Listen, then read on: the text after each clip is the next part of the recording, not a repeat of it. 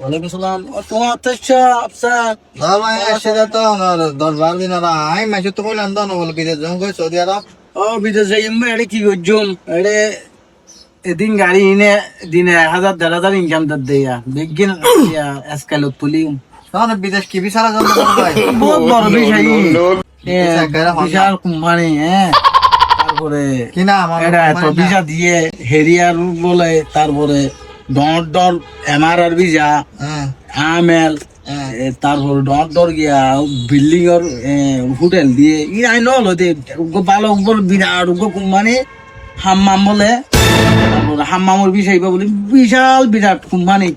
দাওর ভাই হ্যাঁ ভাই আয় 5 বছর বাদে সৌদি আরব তো আসছি হ্যাঁ আয় তো ভাই হাম্মাম দিলে তো কোম্পানি ভাই নাম নাও বনি তাহলে বেটা তুই আর মাত্র ভালো সেটি দিতে চোদ্দে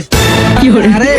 বছরের মানুষ তুই আর একজন বাংলাদেশে একজন আর শুধু আর ছেলে একটু বুঝিয়ে বহুত পরীক্ষা দিতে শুধু রুমো